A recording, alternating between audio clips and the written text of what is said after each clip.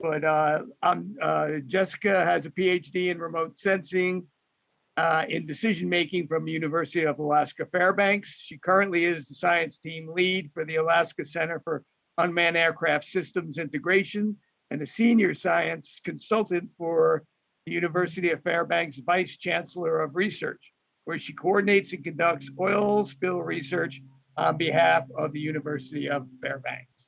So Jessica, it's all yours.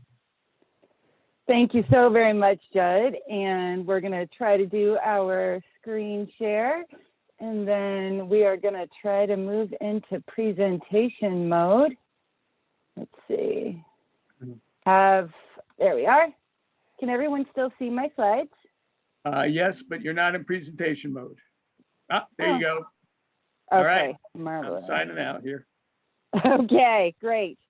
All right, well, hello everybody, and hello from Alaska.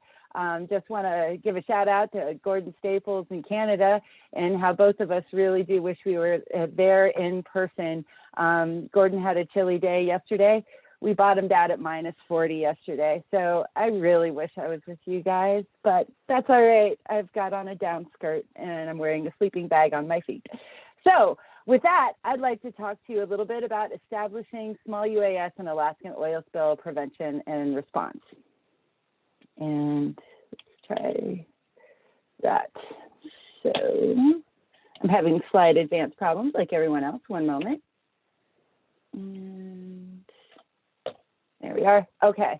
To start with, I'd like to acknowledge that the University of Alaska Fairbanks and my home are located on the traditional lands of the Lower Tanana Dene people of an area that is now known as Fairbanks, Alaska. So in terms of UAS, so they are proven remote sensing tools. We know that they're really good for oil detection, inspecting infrastructure, applied search and rescue, situational awareness, mapping, environmental monitoring, extractable resource identification. We know that there are aircraft limitations. We know that multi-rotors can't carry very much weight typically and stay aloft for very long.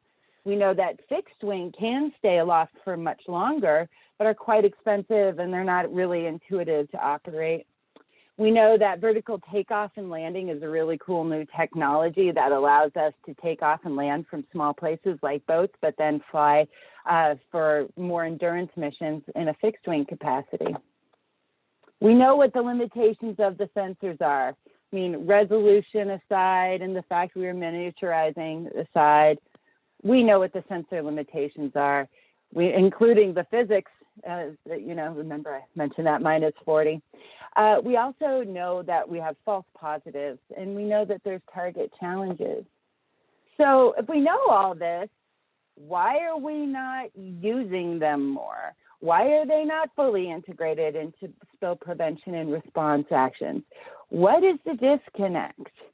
So I set about trying to figure that out.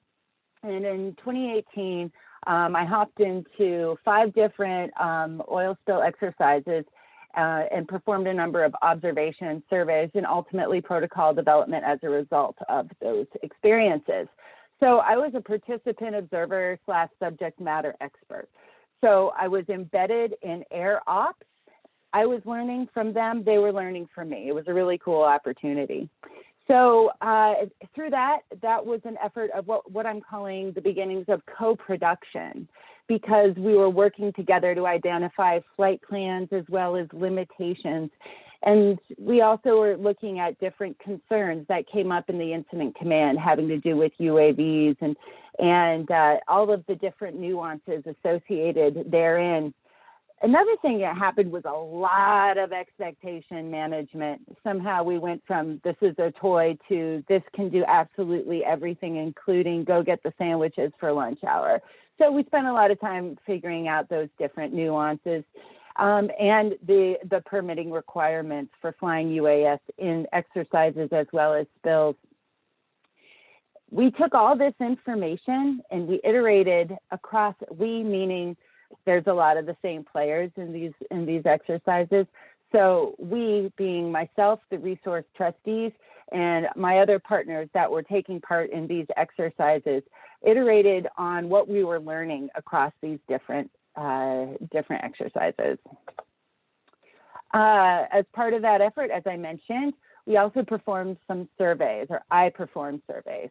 And specifically, I was trying to really understand, like I said, why are we not doing this all the time? So I want to understand how folks were using UAS data as opposed to manned. I wanted to understand if people didn't think it was useful, whether there was a latency hang-up, whether or not there were different perceptions by role, data format preferences. So I'm just trying to figure out, what is it? What is it? So bottom line on the survey, I learned that the saliency of the data and the credibility of the data was a lot more important than the legitimacy. And what I mean by that is folks really could grasp and understand photos and videos due to their intuitive nature. But there was also that ground truth credibility requirement. You know, everybody always wants to send somebody up in a plane just to double check. But it really didn't matter who was flying the drone. So in this particular circumstance, and I'd heard a lot about, oh, only the trusted vendors, da, da, da. Not if the data is good, not if it's well ground truth. So then the third part of that experience had to do with developing a protocol. And so we started like shimmying and shaking it into place on the first drill. And then second, you know, we brought it out again and floated it and went to see like what the hangups were. So the protocol was specific for the use of small UAS, less than 55 pounds, and specific to UAS in support of oil discharge or hazardous substance releases in Alaska.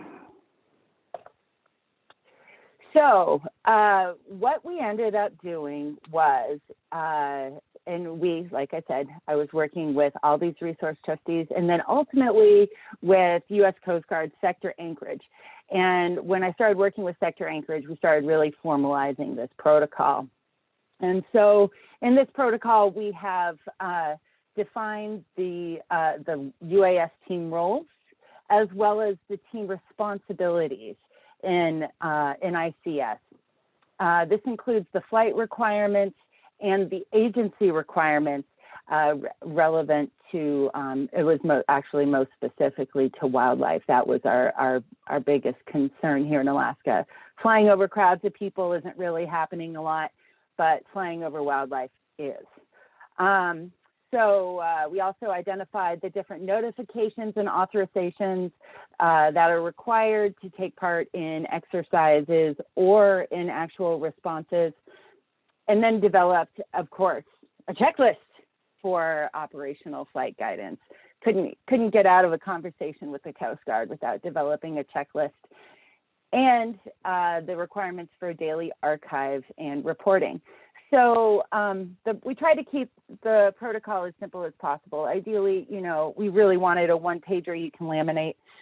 So there's a lot of tables and breakdowns in here so that it can be printed piecemeal as appropriate. But this is just an example of what we put together for the team activation and FAA requirements during an exercise or a spill. All right, the real exciting parts of this protocol come about when it comes to the animals. So as we're all aware, we have a lot of endangered species in Alaska, as well as we have a lot of migratory birds. We have all kinds of cool things going on up here. And so what we were all learning together in these exercises is how UAS can be successfully used in support of oil spill response without essentially causing more harm. And I just want to take, I'm going to take whales as a start. I'm going to start with whales. So on our first exercise, we were getting a lot of pushback when we were trying to define our flight protocols, meaning pushback against the UAV flight plan because our partners at National Marine Fisheries Service didn't want us to fly below 1,000 feet. Well, as those of you with your Part 107 know, you can't fly above 400. So this was like a discovery of disconnects. And so it was NIMS and Fish and Wildlife and Fish and Game and NOAA, and of all of us sitting down together, calling headquarters, calling Juneau, trying to figure out how do we actually do this, because this is a problem that's not going to go away. And so through this communicative, iterative process, we were able to identify the different nuances having to do with flying UAS during an exercise as compared to a spill. When it comes to the regulations, the FAA notifications part of it, it's fairly straightforward, and the FAA is, you know, kind of static in those standards. So the variability really had to come with the environment. Hold on, I need to turn that timer off. Great. And so once the protocol was established, we held a series of listening sessions with industry and agencies throughout Alaska, and then we formalized the protocol and integrated it into the Arctic and Western Alaska Area Contingency Plan. And so as of this most recent writing, it's integrated by reference. The next round of AWA upgrades, if you will, is going to be integrated by subject. But as you can see, this protocol is specific to federalized spill response actions everywhere where the AWA ACP applies, which is a lot in Alaska. And in fact, the EPA has actually picked this up and is looking to use this as part of their inland responses.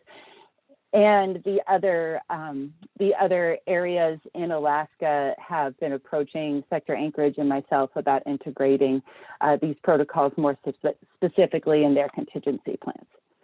So I had this idea. So if we give enough training and there's enough integration, and we do this as a knowledge co-production project instead of like a fly the UAV project, you know, are we going to have better buy-in? I know that we did really well with expectation management, and we came across these known applications together, and we definitely provided operational support. So can we scale it? Was it just this, you know, in this little realm of exercises? Do we go up from here? Can we?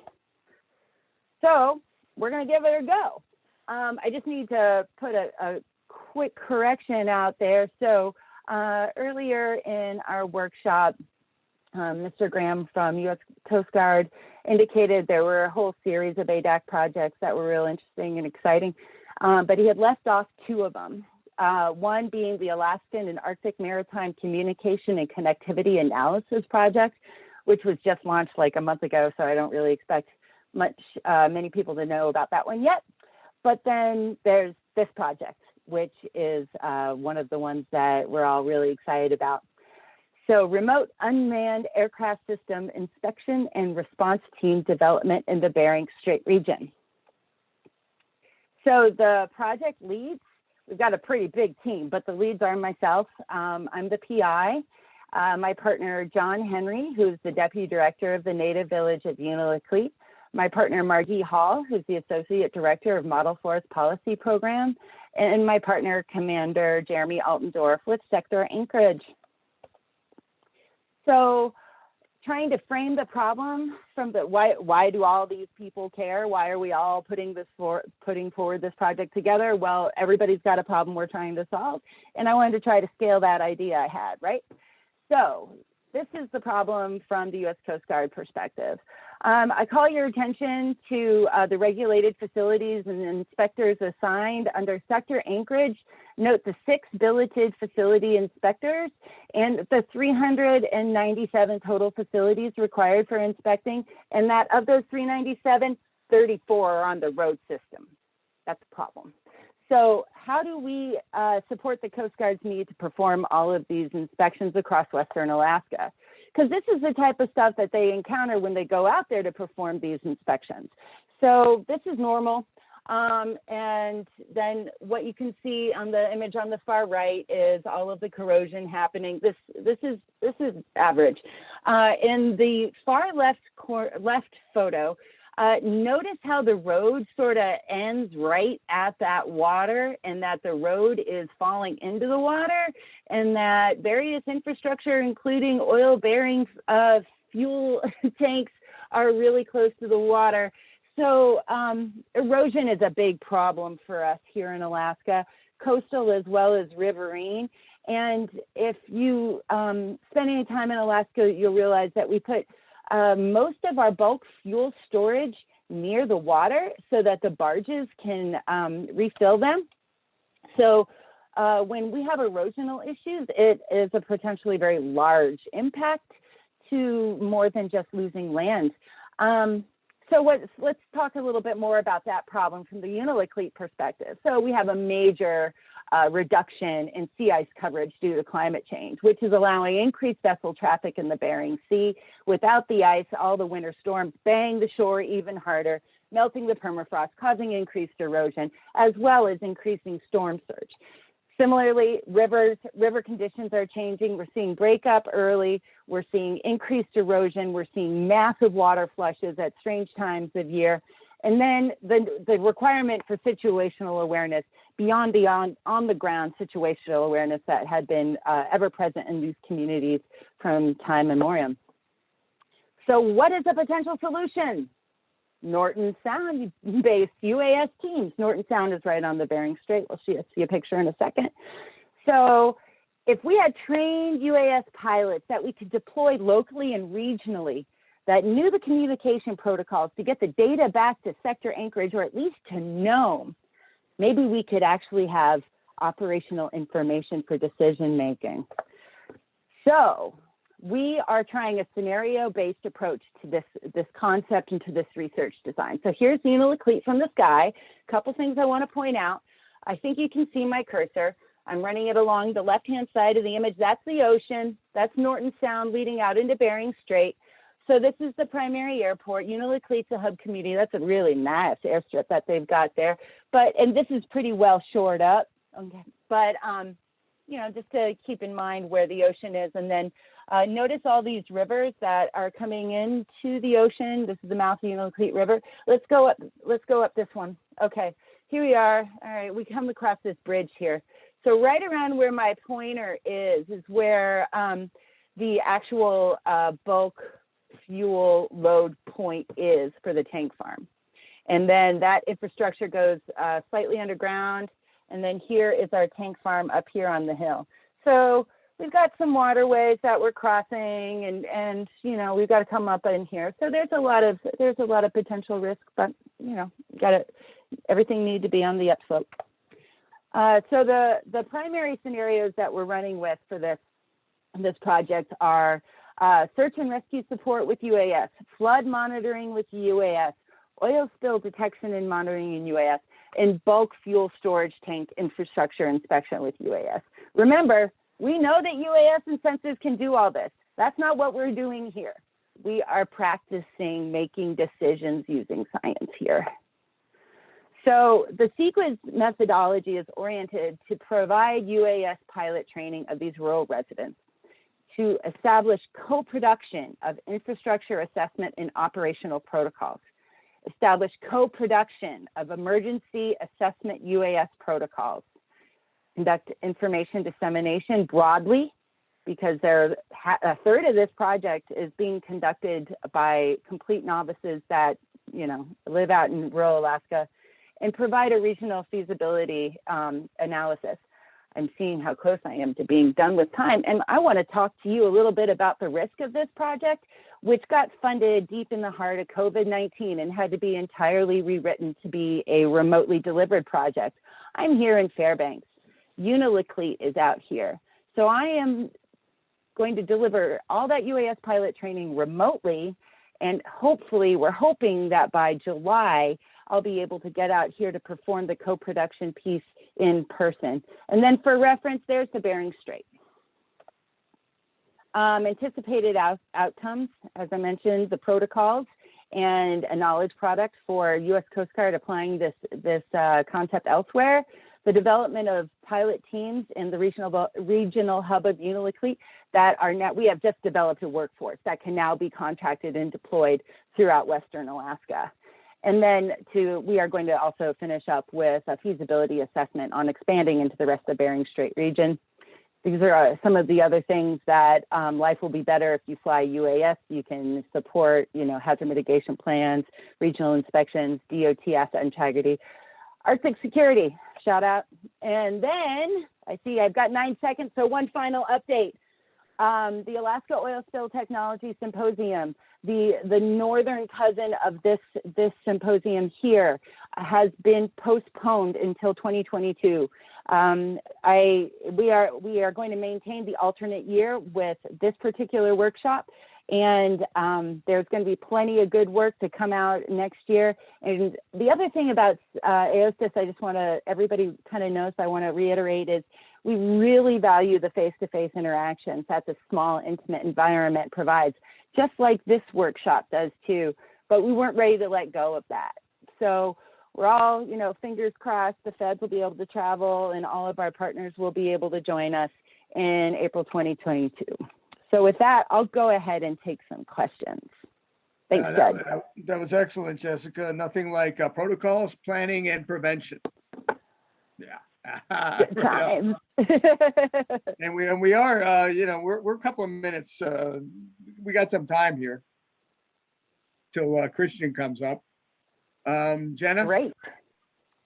We don't have any questions in the chat or the Q&A, so. Okay, well, if you got something more to say. Sure, I do. So, interesting. Really? You have something else to say, Jessica? So 2018 was a little bit a while ago. Okay. But I just want to point out the beginning of these drills, I just sort of tried to sit quiet for a minute there to see if they would actually employ using UAVs. Nobody employed UAVs until you pushed it on them.